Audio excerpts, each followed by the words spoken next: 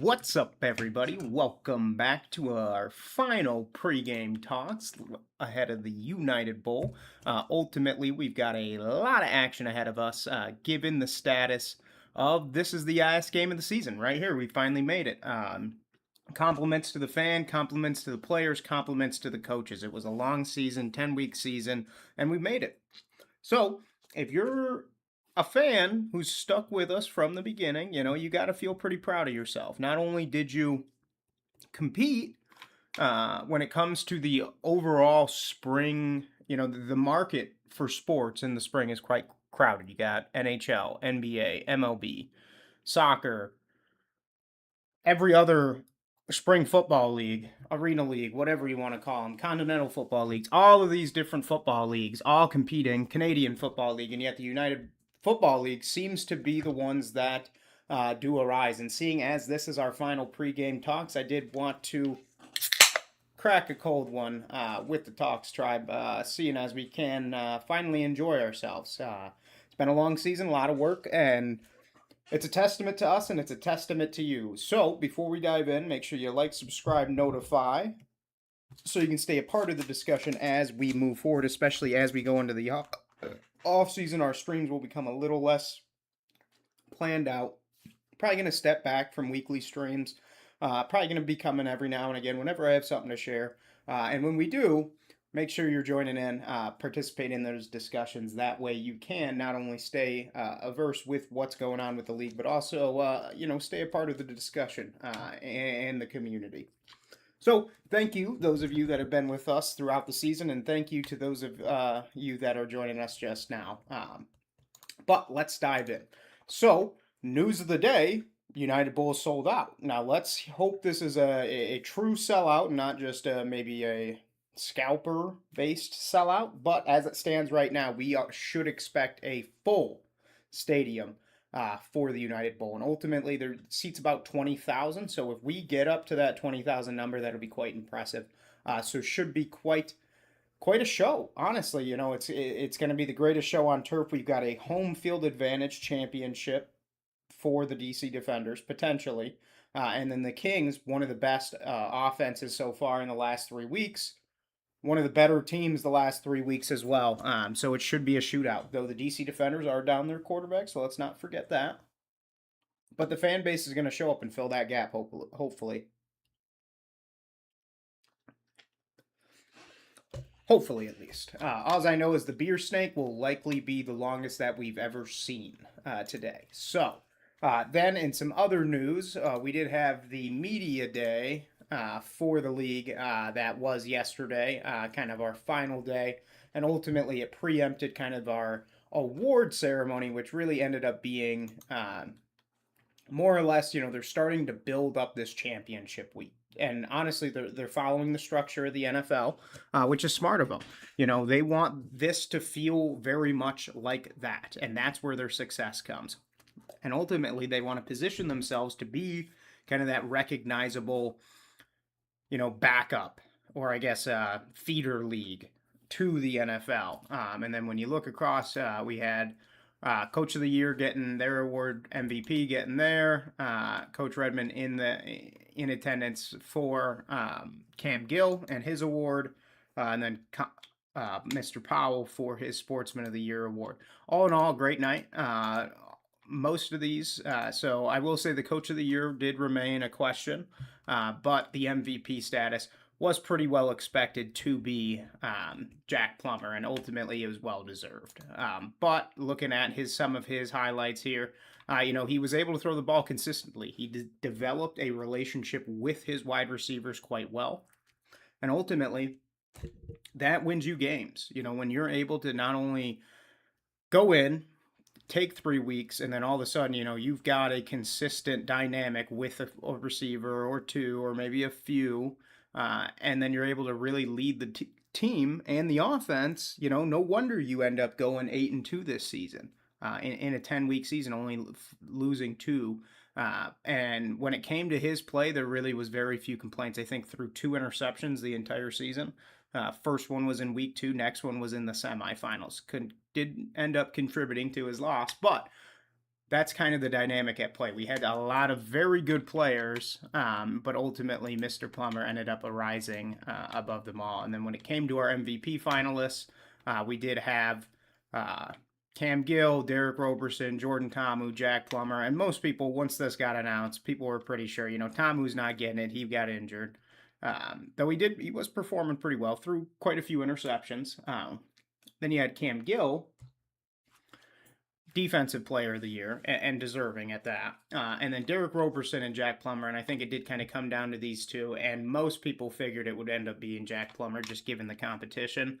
And that ended up proving true. That is our not only our MVP, but also kind of our best quarterback across this season. And generally, that is who's won the MVP throughout the UFL through last year, this year, and even in 2024. That being Adrian Martinez, Bryce Perkins, and then now Jack Plummer.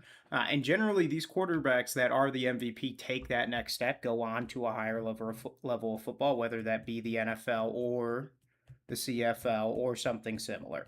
And that movement is pretty standard and can be expected. But as I said, Coach of the Year award winner was Coach Beck and really was deserving. You get 60 guys and you cobble together the best team that you can. And Beck ended up doing, regular season wise, he cobbled together the best team that he could. But it wasn't enough in the end. And when you end up playing the same team 3 weeks in a row, it's hard because your scheme gets figured out by the end of it, regardless of how the game ends up going. Your scheme is going to get figured out, and that ended up happening. So kind of a tough showing for them, but then at the same time, when you look at the performance of the team each week, and in the two losses that they had, you hate to see it, but his team was all in all probably the best team on the field every single week in the UFL, and that is kind of expected. Um, but looking at our assistant coach of the week, or coach of the year, sorry about that, Corey Chamblin, with the Battlehawks, really the reason the Battlehawks made it to the playoffs, I feel comfortable saying he was able to not only lead a defense that kept themselves in a game when their offense was generally struggling, but also was able to keep it fresh every single week. That scheme never got figured out, and even though at times the scheme was just people were figuring it out, he was able to really bring a fresh scheme every single week. And maybe it's a result of the other coaches not adjusting in time, what have you, but we'll flip around to some other news across the league, kind of the bigger news, I suppose, outside of our awards. The league did bring on a sponsor in kind of the last week here, that being Morgan & Morgan, and actually they are going to have their logo across the flags today, so don't be surprised if you see that in the broadcast later on this afternoon.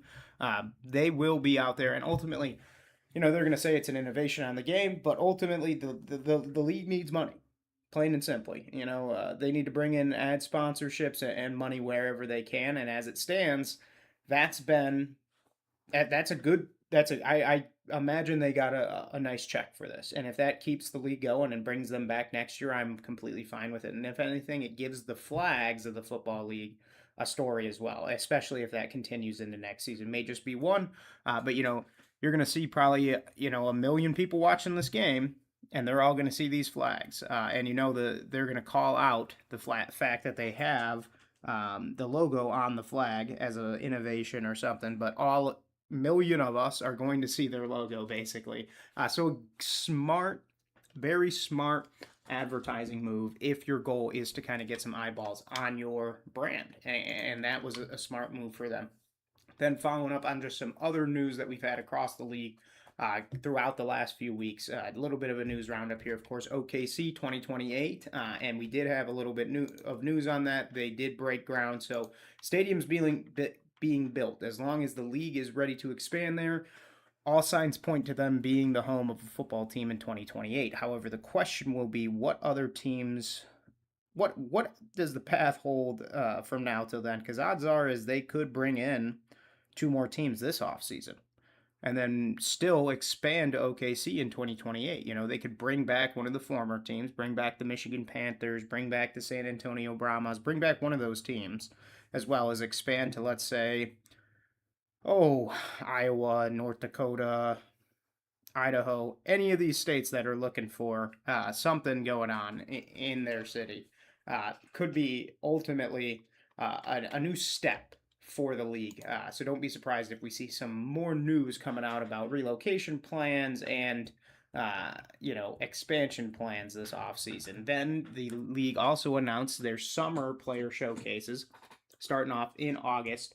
So don't be surprised if you see some players that may have not made it this year get another chance to make it this in 2027. But also don't be surprised if some of these players put on a decent enough showing and maybe some NFL scouts take notice. Who knows?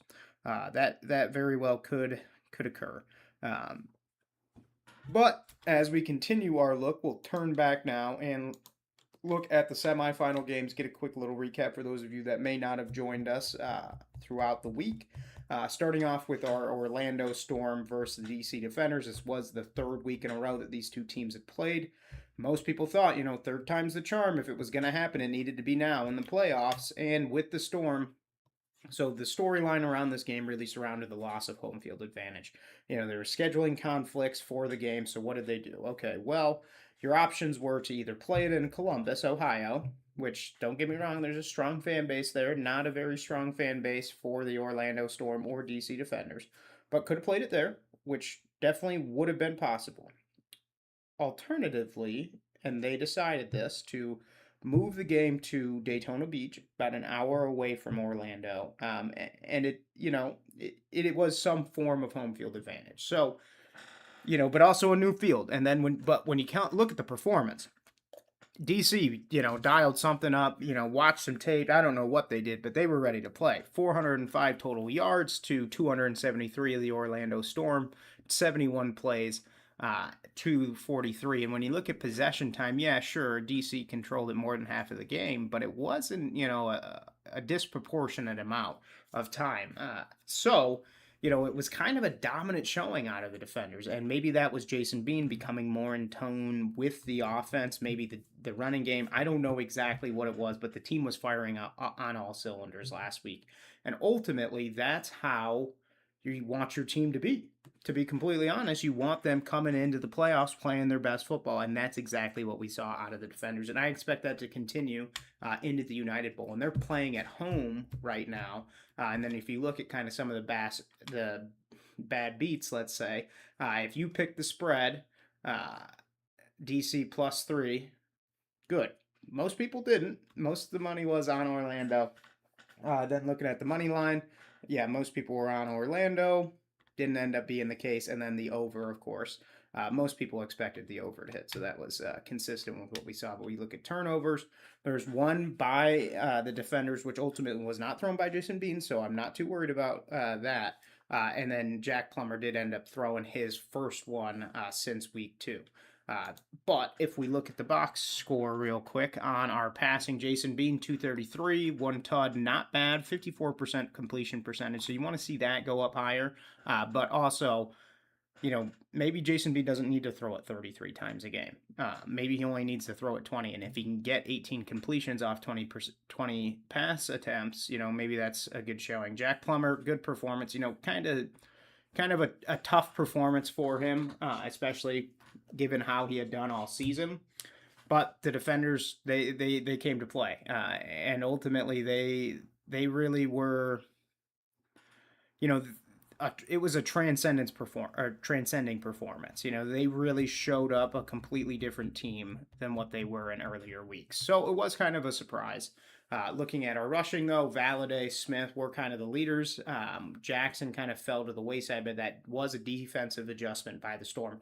So what are the Kings going to do this week? Are you going to cover Smith, Valladay, Jackson, or are you just going to, have someone on the running back every single play, which is probably what you're going to need to do, especially with how we know the passing attack's been definitely weaker for the defenders since Bean has came in. But also when Bean can run for 50 or 40 yards, Valladay gets 42, Jackson gets 33, just that's 100 yards. That's a TUD, hopefully a TUD.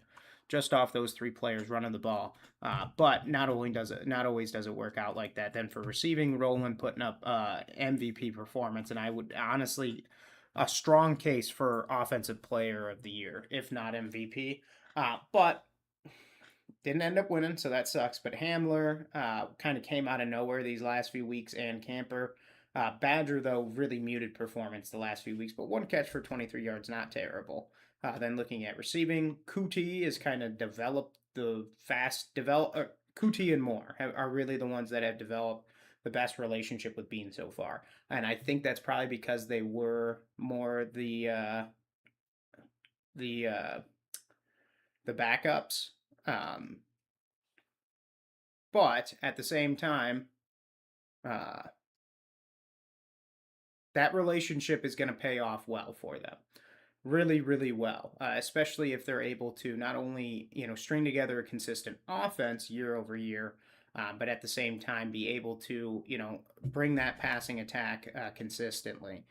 Then looking at the defense, it's going to come down to the defense really. And if you look at Garyon, got 4 tackles. You don't want Garyon making tackles. Gray, Smith, Baker, and Kidd. Expect the defense to be very, very important this game because depending on how it goes for these defenses, they could end up losing the game.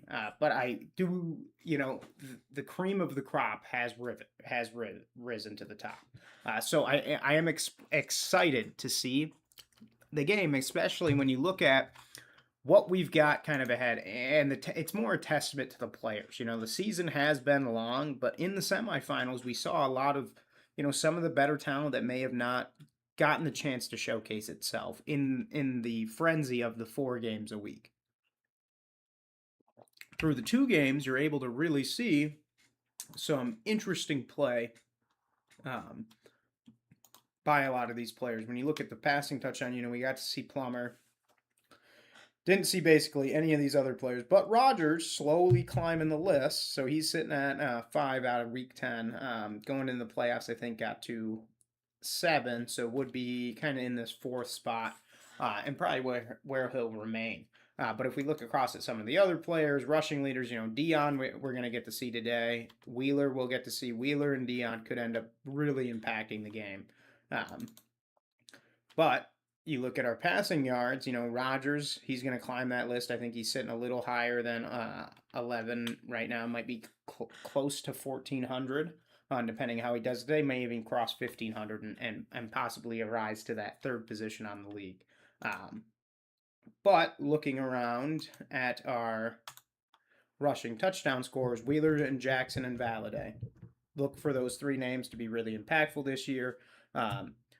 Kings 31, DC 30. That is a wild prediction, and honestly, it could happen. I expect it to be a high-scoring game, and we'll kind of get into some of my predictions a little later on in the stream. But 31-30, that is something to think about. The Kings have been a dynamic offense. You look at Wheeler. If Wheeler can put up, mind you, Wheeler put up a 4-touchdown performance game one week. So you look around. Maybe Wheeler's able to do that again. Maybe he gets 2 or 3. Maybe Rogers is able to throw for 1, and quickly you're at 30 points, maybe more. You get Brown in there kicking for a few 60-yarders. DC could quickly find themselves in a tough position. Looking at receiving-wise, Powell did pretty well this season. We'll see how he does today. But ultimately, it's going to come down to the rushing games of both of these teams and how the defense has adjusted against each other. When we look at the defense, for these teams. Jaheim Thomas got 64. He'll probably be making some plays today. You look at sack-wise, Cam Gill, Defensive Player of the Year, will also more than likely be making an impact. And when he does, don't be surprised if, Bean gets shook up and maybe he throws an interception to play after. Don't be surprised if that impact, getting hit by Cam Gill don't feel good. I'll tell you that much. Then you look at Roberson. He's got 7 sacks. Maybe he gets in on Rodgers. Maybe he starts to get him thinking about, maybe where he's getting pressured from. Maybe he throws an interceptions. Whoever gets a takeaway in this game is ultimately, going to be one step ahead of being the champion of the league. And I think both these teams right now, defensive wise, have the strong chance. And if you look at interceptions, Corey Mayfield, one of the better performers at the cornerback position, really will probably impact this game. And if he's able to sneak one, or Sam Kidd able to sneak one, this game could bust open real wide against one of these teams, depending on who it is that makes that issue. Then you look at Garyon Conley, he'll impact this game as well. Cameron Dantzler, really good corner as well. Both of them will put up a good performance against some, let's say, equally matched wide receivers. And then punt returners, nothing to really look at here. But if we look at Tyler Hudson sitting at 411 for kick yard returns, could happen again. The odds are there's going to be a lot of scores, but the name of the game will come down to the kicker. You're going to see two of the best kickers across the UFL today, Matt McCrane and Tanner Brown, both of which are able to get 40-yarders. So whichever team is able to sneak in, maybe get a few kicks here and there. If they get across the 50, they're pretty much guaranteed points, both of these teams.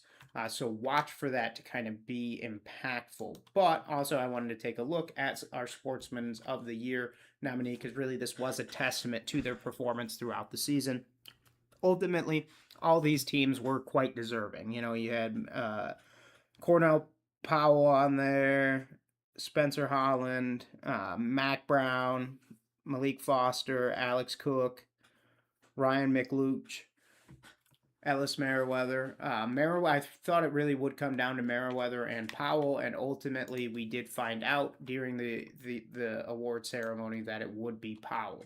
And very well deserving. Was pretty good performer when it comes to player-wise, but also made himself available, was engaged in the community, was developing those relationships not only between the league and the communities, DC, which DC is one of the stronger communities, or at least fan bases, when you look at the UFL, and the relationship between the team and the city has only grown. And it's a result of players like Cornell Powell putting themselves out there, making sure they are participating in the place that they will eventually call home one day as these leagues continue to grow. Then we also got the All UFL team announced this last week. So the All UFL offense, no surprises here. Quarterback, going to be Jack Plummer. Running back, Deion Jackson. Our wide receivers, also not much surprise here. You had Hakeem Butler, Chris Rowland, Tyler Vaughns. But then when we get to tight end, it was Tyler Neville, who really was pretty good this season. And then for our offensive lines, the most surprising part of this was the Gamblers having both their tackle and guard as an all UFL team member. However, they also not only were all UFL team contributors, but for the Gamblers, that's a good sign for their bones. Their basis, as soon as they make that leap to the next level, whether it be in 2027, them coming back with a new quarterback, whoever it is, they'll at least have a good offensive line to rely on. Then you look at the defense. You've got Cam Gill, of course, being on your edge. Your tackle sitting at that was Bugs and I forget the other feller's name, but both the tackles really well deserved. Roberson in the linebacker position, Tony Fields, Tay Crowder also in the linebacker, and Tizino. 4 linebackers ended up making it in, all well deserved, all of which impacted games. Cornerback wise, you got Mayfield Jr. down there. We'll see him today. But as it stands right now, defensively, Kings may have an edge. Though also, special teams wise, they probably have the edge as well, because they have Tanner Brown, who is the all UFL kicker for the league. And a note on their path here, they had to go through the Battlehawks, and they had a very good special teams and defense as well. But the Kings were able to overcome, and Chris Rowland gets 2 all UFL recognition through his wide receiver contributions as well as his kick returner contributions. But ultimately, the Kings have a good kick returner as well, so don't be surprised if they also potentially impact the game as it goes on. Then, taking a look at our defensive player of the week, we had defensive player of the year, my apologies, Cam Gill. Ultimately deserves. We saw 10 sacks this in the regular season, and ultimately made his presence felt throughout the playoffs as well. So if you are the defenders, you're watching out on that edge because not only can he rush the quarterback, he can also set the edge and make sure that everything is getting condensed inside of him. So don't be surprised if Cam Gill gets his notice today and really impacts the game. And it could be a very exciting dynamic watching him, pressure the quarterback. How is Jason Bean going to respond? Are we going to see him running out, doing a lot of scrambles because of the pressure? Those are questions we'll have to wait and see on. But I fully expect Cam Gill to get his name called today at least a few times. So be on the lookout for his contributions. Then our offensive player of the year, and the second time for the UFL offensive player of the year, that would be Hakeem Butler.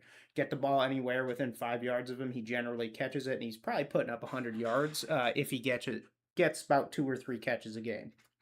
So when it comes to receiver position, definitely one of the better ones and earned his all UFL honors, but also may have been the MVP for his team at least, because regardless of who was throwing him the ball, he was able to catch it and march down the field and move. And that was a reason, added with the defense and the stops they were able to get.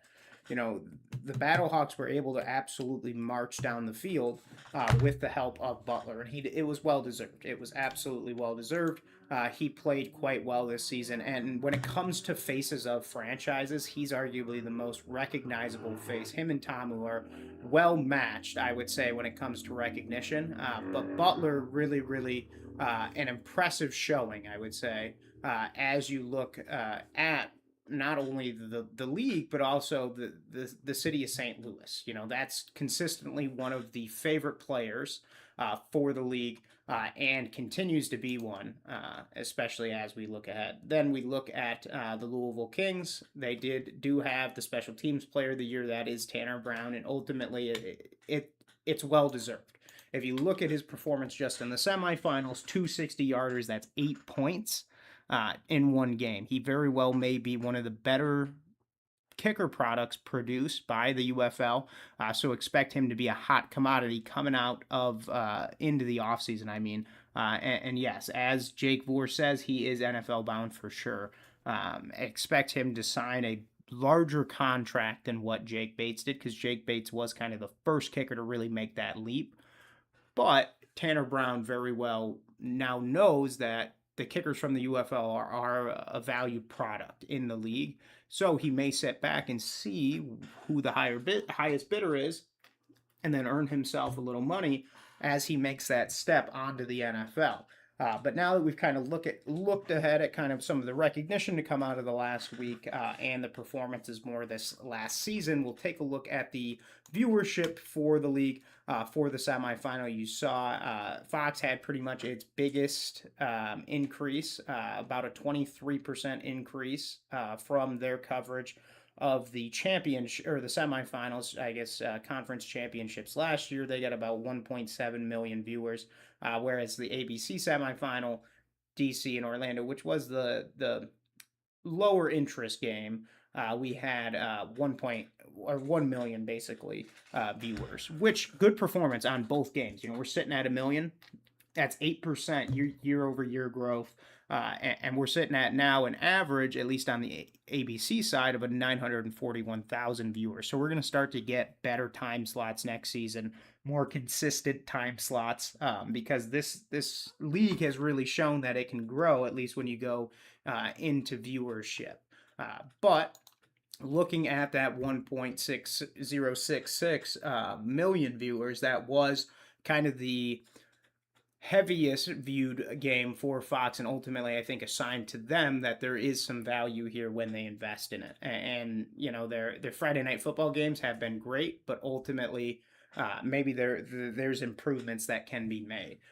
But the peak is, I think, what is most surprising for Fox, and that's going to be 1.35 million viewers, which is really, really impressive, especially when you look at what their general viewership is, which is 873,000, and last year's about 650.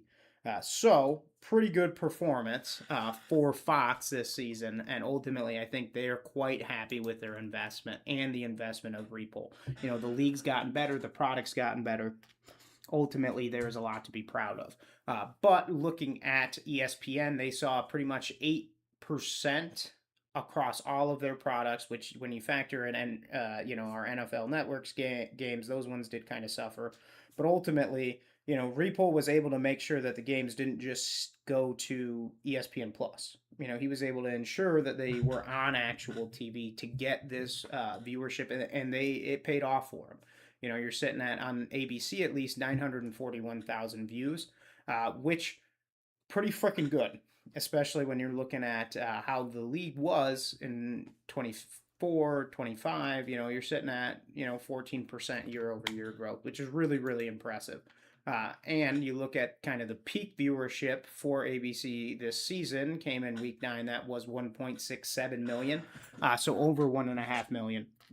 And ultimately, if they're able to make their average viewership closer to that peak, expect the sponsors to really grow. And over this offseason, I expect sponsors to come in as well, just given the fact of, the product is seeming on stable ground. But when we look at attendance, ultimately we did see some struggling performance this year, like the Stallions, who sat around 5,000 as their average attendance, though the Aviators sitting at 8,000, the Kings sitting at 10,000, and the Storm sitting about 9,000. Pretty good performance out of all the new teams, but some of these relocated or rebranded teams, the Gamblers, the Renegades, they really suffered, just being around 5,000 for both of them if you were average both.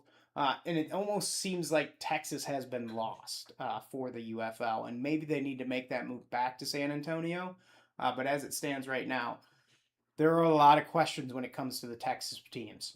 Who's going to remain, who's going to, stay a part of the league, because as it stands right now, they are the weakest link of the league. And then when you look at the Battlehawks, they have been the high point for the league. Although what I think is most disappointing is that their lowest attendance came in their playoff game, which most would expect would draw more fans in to attend the game, and ultimately it did not. So kind of disappointing for the Battlehawks. Ultimately, you expect them to have a larger impact on the game, but that did not end up shaking out for them. Then looking at season awards real quick, MVP, they haven't updated this one yet, but we do know our Players of the Year, Coaches of the Year as well, and our Sportsman of the Year. Then kind of taking a look at some final power rankings, and just a brief look at these, because no one's really making them after the season's over, but this is kind of week 10, so kind of a final power rankings for us. And we've got the Storm in first, the Kings in second, Battlehawks in third, Gamblers in fourth, and then the Defenders in fifth. And if you look at this now in relation to who ended up making it to the championship, you'd have to be surprised. The Defenders ended up not only rising from this, because when the final power rankings come out, DC is going to be in the top 2 positions, one of the two. Either they won the championship or they didn't. Whichever one happens, they're going to be up there with the Kings, and the Storm will probably be in the 3rd position.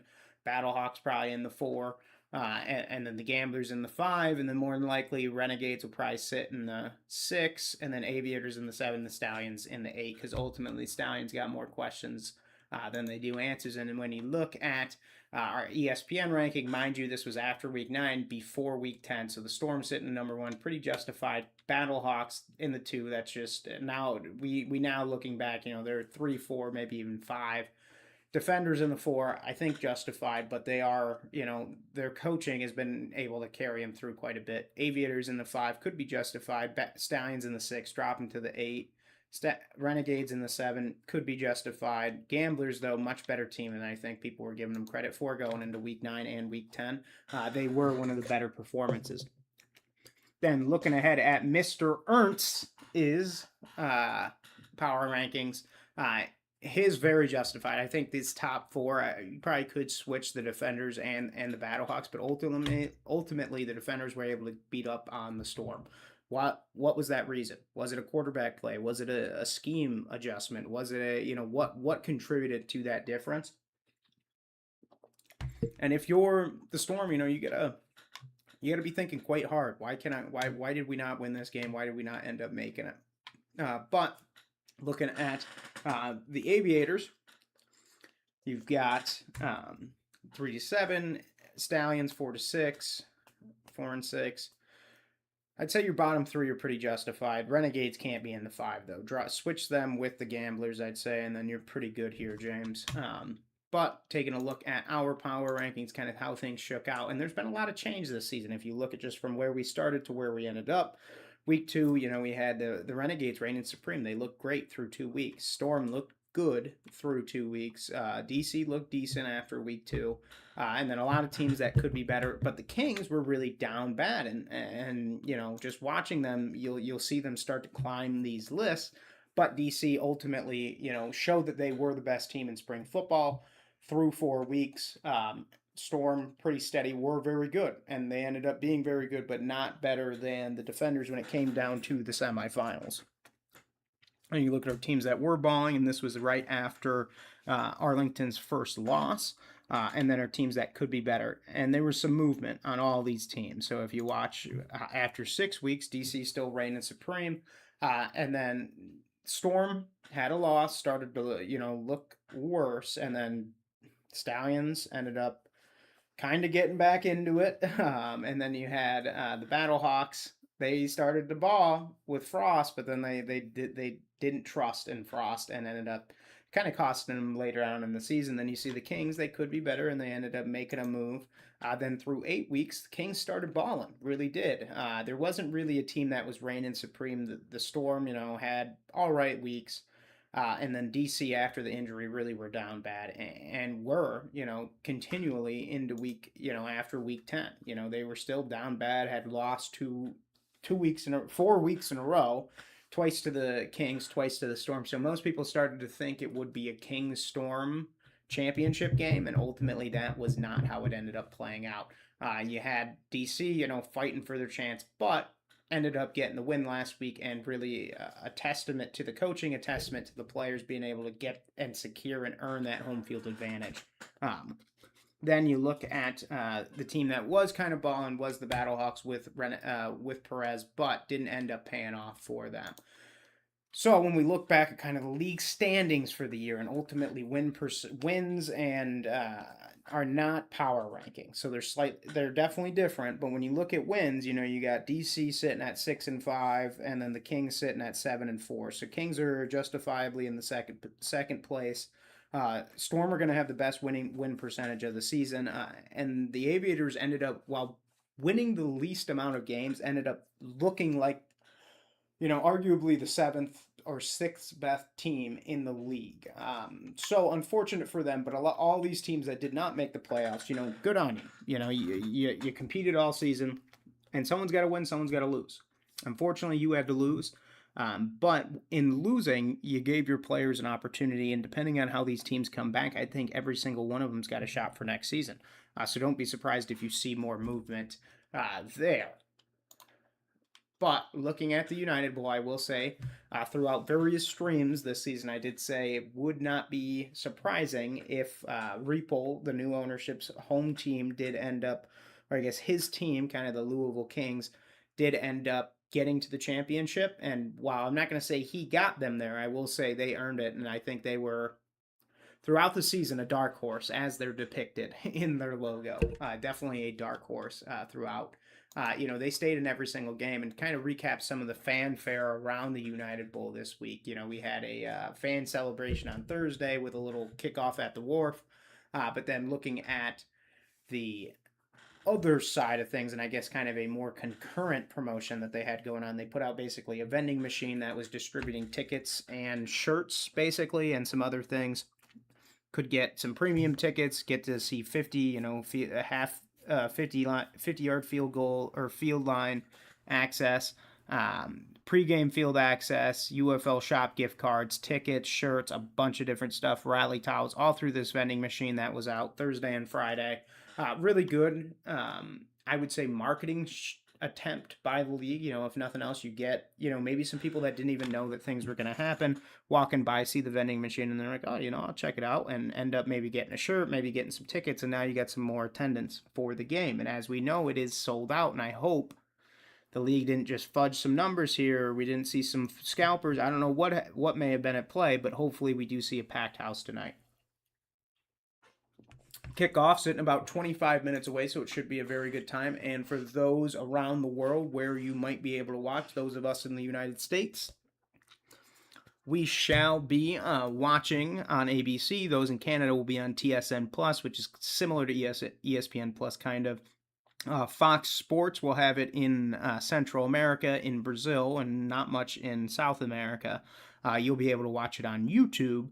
Then, if you go to Germany, you'll be able, or in Germany and most of Europe, you'll be able to watch it on Sports Digital. And then in ESPN, Australia and the Pacific Islands, you'll be able to watch it on ESPN Australia.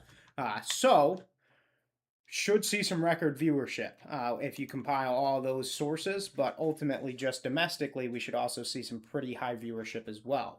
So when we look at kind of the schedule for the day, ultimately we are getting close to kickoff, only 25 minutes away, as I'd said. So we're there. We are now basically across the finish line. I will cheers my beer to whoever is drinking with me. Thank you for sticking with us this season. But to go through what we had for the day, there was a fan fest, which is kind of, think of it as like a large sponsored tailgate, was basically what it ended up being. That started at 1 o'clock, and then 1:30 p.m. the gates opened. There was a little bit of a happy hour if you did go in the stadium, $5 Miller Lights. So I'm sure some people did take advantage of that because that they were stacking cups. They had to have been stacking cups to build the snake, and I'm sure the snake right now is already, I would say, probably 5 feet long. But kickoff will be at 3 p.m., so odds are it doesn't actually kick off till 3:10, 3:15. But halftime will be 50 Cent, so don't be surprised if he ends up putting off a good performance. And ultimately, he is a performer that both the young crowd, the older crowd can get behind, and I think he will draw in a lot of eyes throughout that halftime performance. And then with the post game, we will get to see a hopeful we'll get to see a award ceremony and a decent post game coverage. We'll see what happens. Ultimately, will depend on ABC scheduling. But those that do get into the game early will get a United Bowl T-shirt, the same one they were giving out through the vending machine as well. But to look at kind of the preview for the game, how did these teams get here? DC Defenders, they really, they were dominant. They were kind of riding their early season success, at least into the playoffs. But once they got there, it really came down to the running backs. And that's what it's going to come down to today. And then when you look at Louisville Kings, how did we get there? They had a tough start to the season, but they had a dominant late season push, which is ultimately why they're one of the most favorites coming into the day. So also, the quarterback story. This is an interesting dynamic at play for the league here, is that we're going to see two quarterbacks that went to play in high school together are going to be competing in the United Bowl. What is the keys to victory here? Well, one, they're going to have to protect the football. Both these quarterbacks can throw interceptions, and they very well might. Then looking at Louisville, they have led the UFL in takeaways, so they will be in a good position to potentially get some. Then you look at the battle on the ground, that'll be pivotal. It's really a test of the defense. Which defense can get more takeaways? Which defense can slow that running game? Can get in the mind of the quarterback? So it's really whose defense does better is going to decide who wins this championship, because those third down stops will really have an impact. And the stage is set. It's the final showdown. Who is going to take home kind of that recognition for being the best in the league? So what are some other storylines kind of coming into the season? First off, home field advantage for DC. We've already talked about the quarterback side, but who is in kind of that top position, and that's going to be, I'd say, DC. Just based on the home field advantage, they will probably get a slight edge over the Kings, even though the Kings are a quite good team. Though looking at the key players, it's going to come down to quarterbacks, Chandler Rogers and Jason Bean, as well as the running backs. It's going to come down to Smith, Jackson, Valladay, and Wheeler. Which running back is able to get more points, and whichever one does probably ends up winning the game. But then when it comes to the quarterback play, whichever quarterback throws less interceptions will probably be on the winning team. So we'll have to see how the player performance ends up impacting the league. But the league did release a little note before you go. If some of you are listening to us on your way to the game, 20 minutes to kickoff, so you better hurry. But make sure you're planning ahead. You know, it probably is taking you a while to get there. There's a lot going on in DC with the festivities for the weekend, but also um, World Cup, the fight. There's a lot of stuff going on in DC this week. Gates are open 1:30, happy hour, as I said, $5 Miller Lights and Tecates. Merchandise is set up. They probably got jerseys for sale finally that you can get for the Defenders and Kings. Also, Mixmaster Mike will be up there mixing things up throughout the game. National Anthem will be played. We got a 3 p.m. kickoff. Halftime will be 50-cent show. And then for the trophy presentation, it will be after the game. Hopefully, we get to see it on ABC. I imagine they have kind of scheduled it out so that will be a part of the broadcast, because if you got those million views, you might as well maintain them. But looking at back at kind of the storyline of the quarterbacks, Jason Bean, Chandler Rogers, both went to the same high school, which was Lake Ridge High School in Texas, and both now get to compete for a championship in the United Bowl. So came a far way, and yet they've made it to the final stage. They've made it to the top level. They made it to the championship. So quite exciting for them. But schedule is set. Kickoff is about 19 minutes away, 20 minutes away. So we're sitting about probably 3:10, I expect, when actual kickoff occurs. But we should be in for quite a bit of fanfare, and I expect we'll see quite a bit of discussion kind of leading into the game and throughout regarding the players. Because when you look at the Kings, you know, Tanner Brown, Cam Gill, really special team wise, you got pretty much the best kicker in the league, best defensive edge in the league, and you got a serviceable quarterback. Who you had the choice between the opponent's starting quarterback, and you chose yours. So hopefully you chose right, and ultimately it leads to you having a good victory. Because you got to think that storyline between Bean and Rogers, being from the same high school, being in the championship, has got to be riding on them. But when you look at coaching, Coach Harris does kind of have the edge here when you match him up against Redmond. But don't be surprised to both put on a really, really good show. Bean's going to be out here competing. If he doesn't throw any interceptions, Coach Harris has got a scheme where he'll be able to succeed. As long as his players don't put him in positions where the scheme isn't going to work, he'll rely on that defense. He'll rely on Garyon. He'll rely on Roberson. He'll rely on Bean, and they'll get through the game. And with the rushing attack that they have, Valladay, Smith, Jackson, they're going to get some yards, and they're going to be competing throughout the game. But kind of looking at DraftKings preview, our final one, as it is our final game, there's going to be a lot riding on Bean and Rogers. But also when you look at the rushing attack, you're going to see Jackson, you're going to see Valladay, you're going to see Smith. Which one are you going to put your bet on? I do not know. But Ian Wheeler for 60 rushing yards at plus 130, that's a very good take. And I'd advise anyone to take that, because more than likely Wheeler gets at least 60. You got first game against DC, he got 60, and then 50 on his second. So it's more than likely he gets 60 again today. Money line probably pretty good. It's the thing about the money line. You're either picking the Kings or you're picking the Defenders, and I don't like picking against the Defenders, because most people that picked against the Defenders last week in the playoffs ended up picking wrong. So I'm hesitant. So what is their best one? Best bet's got to be the money line.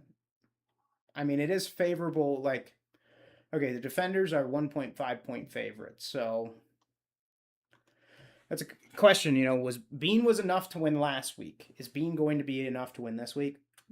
Most would say the Storm were better than the Kings are. So hopefully, if you are the Defenders, you're feeling pretty confident, but ultimately that is a question. And if we look at the trophy, it did get a chance to travel around DC a bit today, or I guess this week, and ultimately kind of see the city for which it will be handed off in. And if you think about it, DC not only one of the better fan bases, but they have one of the better venues as well. So like people coming to the game or coming to the championship You can make a trip out of it because you got Washington D.C. there. Go check out the Smithsonian.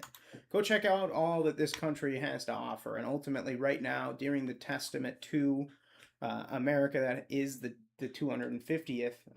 Go out and enjoy it. Check out what this country has to offer, and the trophy got to do just that, along with some of the teams as well, and the players such as the Kings players and the defenders who often call this place home. But you look at the United Bowl, you're sitting at 14 minutes, or about 15 minutes to kickoff. So before we take a look at some of the lines, I wanted to look back and kind of just offer some final concerns that I had for the teams. It is kind of our consistent approach throughout our pregame streams. Wanted to finish off with that as well. So starting off, I wanted to go with DC. They get to play today, but the question is, can Bean hold it together? Is he going to be able to put up the same level of performance he did last week? And if so, how are the Kings planning against that? That's a question. But ultimately, my main concern with the team rides on the quarterback position, and that's what happens when they get injured. Stallions, though, my concern is regarding the coach. Is AJ going to come back or not? Honestly, I don't know. The team really struggled. He really seemed to struggle when it came to that team dynamic, that coaching side, the locker room side. So I would not be surprised if he does not end up making a return. But that is my concern. Are they going to be without a coach going out? And maybe Skip comes back? Because honestly, I think Skip saw how the Stallions did, and he was at the games, and I think he's thinking he might be able to make a return. Looking at the Aviators, kind of a similar concern when it comes to coaching, though I do think Haley was kind of that main coach for them throughout the season. But what's going to happen is he going to step into that head coach role? Is Ginn going to come back? Is he going to leave? What's going to happen there? So another coaching concern for the Gamblers. Not really concerned with the coaching. They're well coached and they've got a decent location. I feel good about the franchise, but I don't feel good about is the quarterback. So what is the plan there? Are you going to bring one in through a trade during the offseason? You're going to draft someone? You're going to sign someone? If you're someone, you got to start thinking, who's going to be my quarterback? Then you look at the Arlington team. I'm concerned about their relocation. They really struggled when it came to attendance, but also performance this year. And I think maybe they get another shot next year, but I think they are at the top of the list for relocation, especially when you look at how San Antonio was doing 10,000 fans every week. Shit team, but damn, they were able to draw on a fan base and sell some tickets.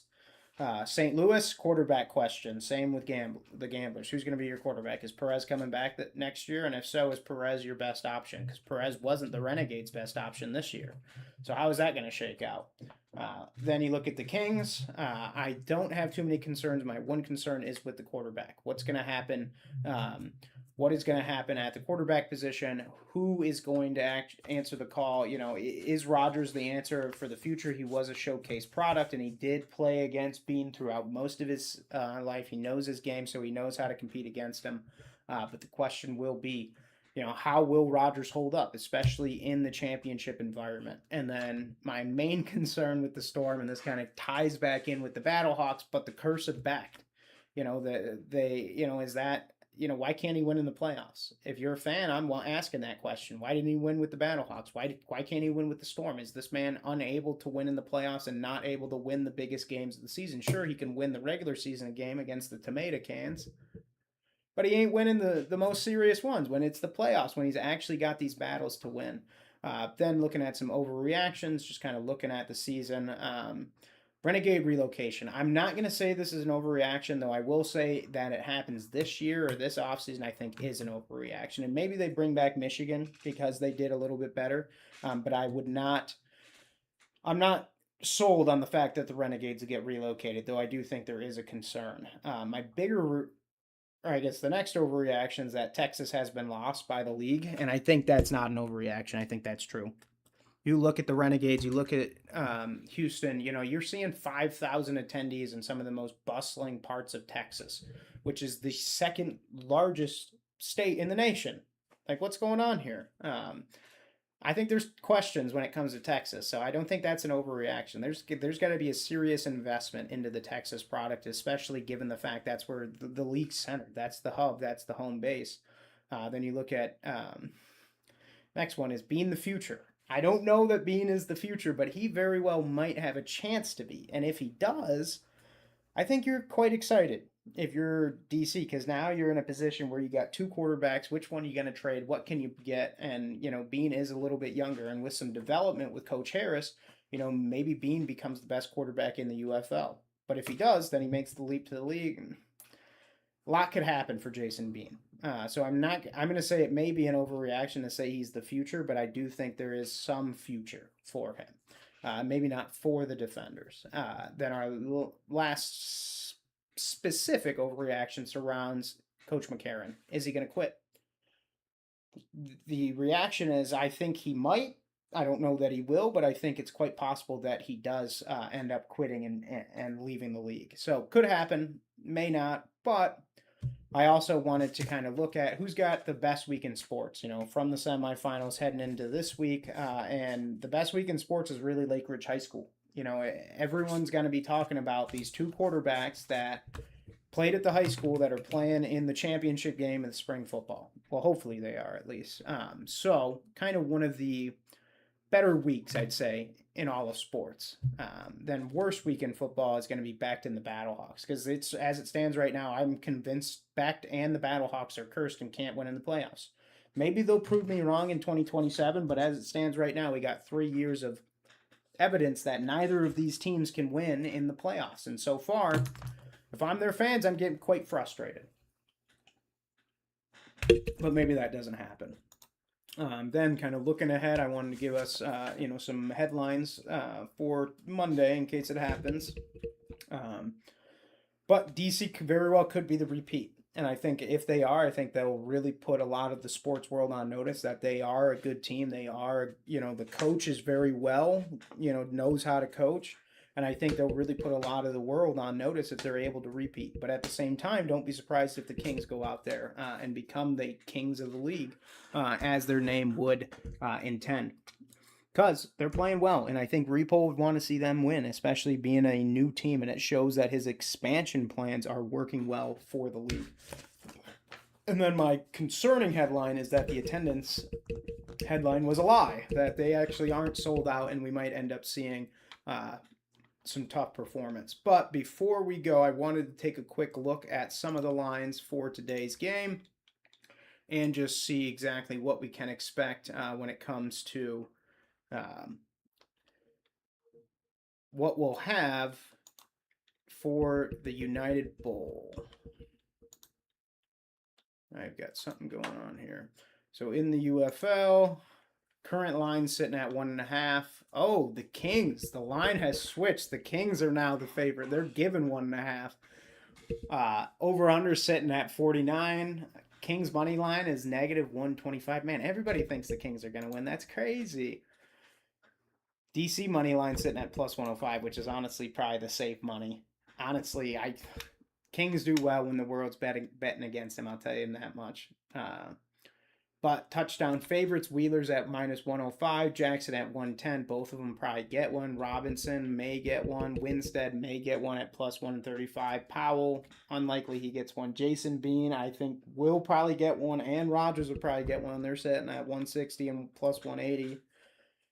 Abram Smith at plus 190 could happen. Lucky Jackson, maybe not. Valaday probably gets a touchdown today, and he's sitting at plus 215. So if you want a safe one, Valaday at plus 215, some good odds for you.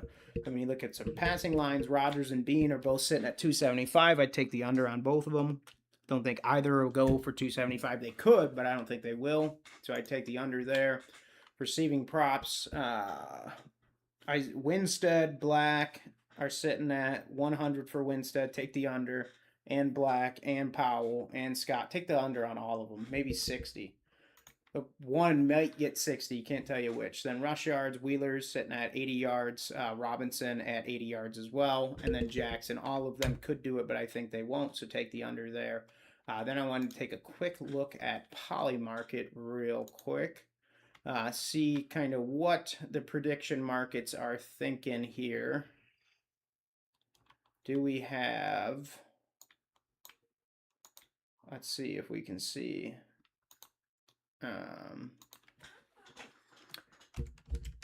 How's it looking on the UFL? Pickleball. They don't even have.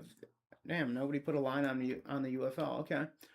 Yeah, so far, could happen. 5 minutes to kickoff. Thank you for those of you that are joining. And just to kind of look ahead at what some of our coverage will be focused on in the off season, we are going to be diving into the fourth and goal series, doing some analysis and some review, kind of breaking down each episode on kind of a weekly basis going out. That'll give us kind of 10 weeks out, which should take us pretty close to the NFL season, where we'll have some more football coverage. And throughout that whole time, we will be popping in here and there to cover the NFL signings. So expect us back next week to get kind of those early signings, some of the bigger names.